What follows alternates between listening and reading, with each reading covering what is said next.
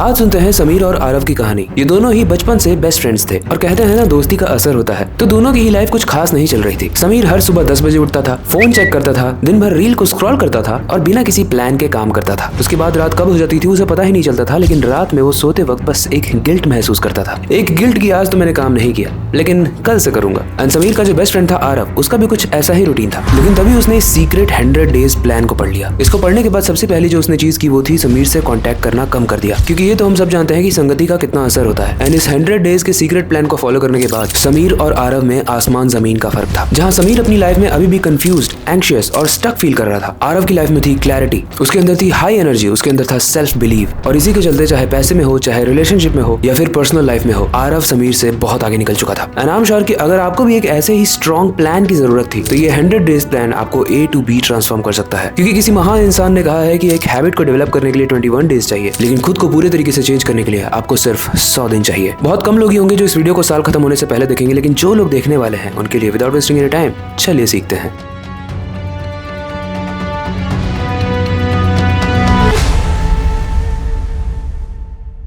अब देखो, वीडियो हर बार की तरह बहुत ही इंटरेस्टिंग होने वाली है, लेकिन इसको और ज्यादा इंटरेस्टिंग बनाने के लिए इसको हम 3 चैप्टर्स में डिवाइड करेंगे, जिसमें से चैप्टर 1 में हम बताएंगे 30 दिन का प्लान, जो है माइंड रीसेट। देखो, मेरे हिसाब से जब भी कोई इंसान अपने आप को सुधारने वाली जर्नी पर जाने लगता है तो सबसे पहले वो या तो बॉडी ट्रांसफॉर्मेशन करता है या तो अपनी फिटनेस जर्नी स्टार्ट करता है। पर मैं आपसे एक सिंपल सा सवाल पूछता हूँ, अगर आपका दिमाग डिस्ट्रैक्टेड है, आप कंफ्यूज्ड हो और आपके इमोशंस ही आपके कंट्रोल में नहीं है, तो आपका ये डिसिप्लिन कितने दिन चलेगा? और ये तो आपके साथ भी होता होगा ना। आप ऐसी बहुत सारी वीडियोस देख लेते हो जो आपको मोटिवेट तो कर देती है, लेकिन उसके बाद जब एक्शन लेने की बात आती है तो आप नहीं ले पाते हो, बिकॉज आपका आपके इमोशंस पर कंट्रोल ही नहीं है। इसलिए रियलिटी ये है कि किसी भी ट्रांसफॉर्मेशन से पहले सबसे पहले अपने दिमाग को रीसेट करना जरूरी है। अब आज के जमाने में जो हमारा ये दिमाग है ना, ये एक जंग का मैदान बन चुका है। इस जंग में एक तरफ का दिमाग हमारा ये कहता है कि नोटिफिकेशन आते ही मोबाइल को चेक करो, नई कंट्रोवर्सी कौन सी हुई है वो चेक करो, नया ट्रेंड कौन सा है वो चेक करो, नया गाना कौन सा ट्रेंड कर रहा है, नई सीरीज कौन सी लॉन्च हुई है, ये सब चेक करो। वहीं दूसरा दिमाग हमें कह रहा होता है कि भाई मुझे थोड़ा सा रेस्ट दे दे। लेकिन अगर हम 5 मिनट के लिए भी दूसरे दिमाग की सुन लें जो हमें रेस्ट देना चाहता है तो हमें अनकंफर्टेबल फील होने लगता है। रिलेटेबल लग रहा है क्या? अब ये कितना शॉकिंग है ना कि एक एवरेज इंसान यानी आप 96 बार अपने फोन को एक दिन में अनलॉक करते हो। एवरेज कहने में बुरा मत मानो, वीडियो को देखो ताकि एवरेज ना रहो। अब देखो, ये जो बार बार फोन का अनलॉक करना है ना, ये धीरे धीरे हमारे फोकस, हमारी क्लैरिटी और हमारे रेगुलेशन को खत्म कर देता है। इसीलिए अगर आप इस 100 डेज में A to B ट्रांसफॉर्म होना चाहते हो तो सबसे पहले अपने दिमाग को डिटॉक्स करो। एंड डिटॉक्स से मेरा मतलब है कि उसको पास्ट से मूव ऑन कराओ एंड नई चीजों के लिए ट्रेन करो, जिसमें होगी क्लैरिटी, जिसमें होगा डिसिप्लिन एंड जिसमें होगा फोकस। और जहां आज हम लोग मल्टीटास्किंग को इतना अप्रिशिएट करते हैं, स्टैनफोर्ड की रिसर्च कुछ अलग ही कहती है। वो कहती है कि मल्टीटास्किंग करने से आपकी प्रोडक्टिविटी लगभग 40% से गिर जाती है। इसलिए इन 100 दिनों में आपको ये भी समझना है कि आपको मल्टीटास्किंग नहीं करनी है, एक चीज चुननी है, उस पर फोकस करना है। इसके लिए आप शुरुआत कर सकते हो अगली सुबह उठकर मोबाइल ना चेक करके जर्नलिंग करने से। ये एक प्रूवन टेक्निक है, क्योंकि ये आपके दिमाग को एक क्लैरिटी देती है कि आज दिन भर में करना क्या है, आपके साथ कल क्या हुआ, उसमें जो भी आपके थॉट्स हैं उसको बस नोट डाउन कर लो। एंड आपके पास एक रिकॉर्ड भी रहेगा कि किस तरीके से आपने अपने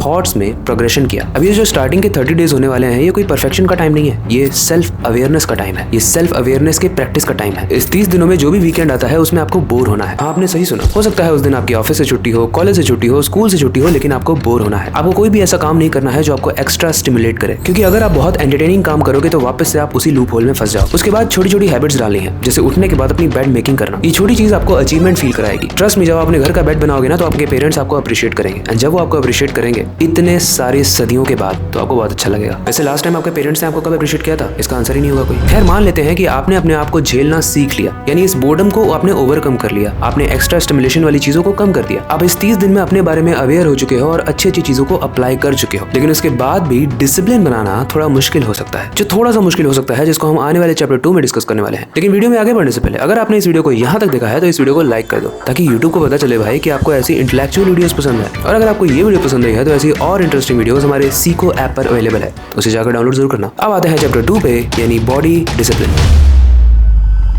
देखो, इसमें 31 से लेकर 60 दिन तक का प्लान होगा। अगर मैं रिमाइंड कर दूं तो पहले 30 दिन हमने अपने दिमाग को रीवायर किया। अब जब डिस्ट्रैक्शन कम है और फोकस ज्यादा है तो अब वक्त है अपने बॉडी पर काम करने का। लेकिन यहाँ पे मैं आपके पेट में बिस्किट बनाने की बात नहीं कर रहा हूँ, आई मीन 6 पैक एब्स। मैं यहाँ पर बात करने वाला हूँ कि कैसे आप अपने शरीर के साथ, अपनी बॉडी के साथ एक नया रिस्पेक्टफुल रिलेशन बनाओगे। देखो, आपकी बॉडी ही आपका इंजन है। अगर ये थक जाता है, स्लो हो जाता है या फिर अनहेल्दी फील करता है, तो चाहे आप कितने भी इंटेलिजेंट हो, अगर हो तो आप कंसिस्टेंसी के साथ काम नहीं कर पाओगे। और ये मैं ऐसे ही नहीं कह रहा हूँ, वर्ल्ड हेल्थ ऑर्गेनाइजेशन का एक डेटा था और उसके मुताबिक मुताबिक लगभग वर्ल्ड में 5 मिलियन डेथ्स होती हैं और उसका रीजन होता है फिजिकल इनएक्टिविटी, यानी आपका मूव ना करना। एंड मान लो उस लेवल पे आप पहुंच भी गए तो ये जो नोट है ये क्या हॉस्पिटल में आप गिनने वाले हो? इसीलिए नेक्स्ट 30 डेज में गोल सिंपल है, आपको अपने शरीर को, अपनी बॉडी को एक डिसिप्लिन में लाना है। जैसे मैंने वीडियो की स्टार्टिंग में बताया था कि एक नई हैबिट को क्रिएट करने के लिए आपको सिर्फ 21 डेज चाहिए, और मैं तो आपको 30 डेज दे रहा हूँ। तो अगर आप इस चैलेंज को एक्सेप्ट करते हो तो यू वोंट केयर कि आपके घर के आसपास जिम है या नहीं। अगर जिम है तो जिम जाओ, अगर घर में कर सकते हो तो घर में करो, लेकिन the main goal is movement of your body. इसके लिए आप हर दिन एक लिमिटेड टाइम डेडिकेट करने वाले हो। ये हो सकता है 15 मिनट हो, 20 मिनट हो, 30 मिनट हो या फिर 1 घंटा हो। हर दिन इस डेडिकेटेड टाइम में आपको या तो वॉकिंग करनी है, या तो साइकिलिंग करनी है, या तो योगा करना है, या तो अपना फेवरेट स्पोर्ट खेलना है, लेकिन मूवमेंट जरूरी है। ओके, दूसरा स्टेप है सही खाना खाना। आपने कई बार सुना होगा ना कि खराब खाना खाने की वजह से लोग बीमार पड़ जाते हैं, लोगों का कोलेस्ट्रॉल बढ़ जाता है, लोगों को हार्ट अटैक आ जाता है। और ये सब इंस्टेंटली नहीं होता है, समय के साथ जब आप फालतू चीजें कंज्यूम करते जाते हो तो उसका पाइलअप होता जाता है और एक दिन वो रिएक्शन क्रिएट करता है। और मान लो ये वही दिन हुआ जिस दिन आपको वो अचीवमेंट मिल रही है जिसके लिए आप सालों से प्रयास कर रहे थे, और उसी दिन आपको हार्ट अटैक आ जाए, भगवान न करे लेकिन आ जाए, तो आप क्या करोगे? इसीलिए कह रहा हूँ अपने शरीर का ध्यान दो, और अपने शरीर के ध्यान के साथ साथ आपको सही खाना भी खाना है। जितना हो सकता है कम कर दो आज से फास्ट फूड को, जंक फूड्स को, शुगरी फूड्स को एंड प्रोसेस फूड्स को, क्योंकि ये इनडायरेक्ट दुश्मन नहीं है, ये डायरेक्ट दुश्मन है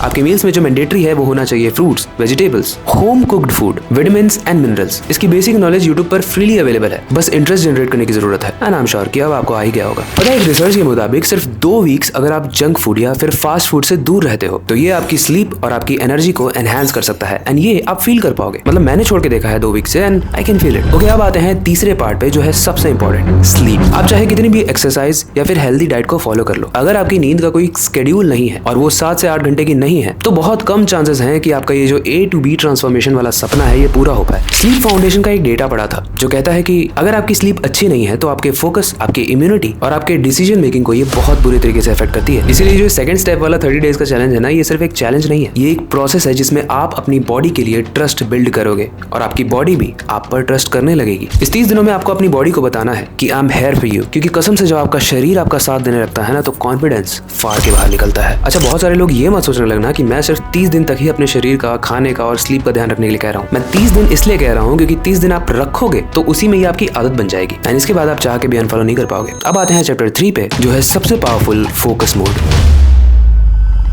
देखो, रिमाइंड कर दूं कि पहले 60 दिन में आपने अपने माइंड को कंट्रोल किया एंड बॉडी को एनर्जाइज किया, लेकिन ये जो 100 डेज ट्रांसफॉर्मेशन जर्नी की जो आखिरी स्टेज है ना, इसमें आप अपने फोकस मसल को कैसे ट्रेन कर रहे हो वो डिटरमाइन करेगा कि आपका ट्रांसफॉर्मेशन कितना पावरफुल होगा। क्योंकि ये तो हमने अपने सीखो के बाकी शॉर्ट्स में भी बताया हुआ है कि अपने इमोशंस को कंट्रोल करना कितना ज्यादा इंपॉर्टेंट है एंड मैक्सिमम लोग इस इमोशंस को कंट्रोल नहीं कर पाते हैं। लोग इस चीज को मान लेते हैं कि मैं बहुत गुस्से वाला हूँ, या फिर मैं बहुत बड़बोला हूँ, या फिर मैं बहुत कमजोर हूँ। लेकिन सच तो ये है कि इस धरती पर जो भी इंसान आता है वो सब एक तरीके के होते हैं, बस वो अपने आप को किस तरीके से ट्रेन करते हैं और एक्सेप्ट करते हैं उस पर डिपेंड करता है कि वो कैसे बनेंगे और कैसे ट्रांसफॉर्म होंगे। अपने फोकस को इंक्रीज करने का सबसे बेस्ट तरीका है मॉन्क मोड को ऑन करना। वैसे इस मॉन्क मोड को हमने डिटेल में अपनी इस वीडियो में एक्सप्लेन किया हुआ है, आप उसे जाकर देख सकते हो, लेकिन अगर सिंपल शब्दों में समझाऊं तो बस रोज 2 घंटे आपको निकालने हैं। इन 2 घंटों में ना आपके पास फोन होगा, ना कोई नोटिफिकेशन होगा और ना ही कोई इन्विटेशन होगा, ना ही कोई फ्रेंड्स होंगे। अगर कुछ होगा तो आप और आपका गोल, वो गोल कुछ भी हो सकता है। जिस भी चीज में आपको लेवल अप करना है उस चीज को डिसाइड करो एंड इस 2 घंटे में आप रीडिंग कर सकते हो, राइटिंग कर सकते हो, एडिटिंग कर सकते हो या फिर कोई भी नई स्किल सीख सकते हो। क्योंकि इन 2 घंटों में ना आपको सिर्फ एक चीज चुननी है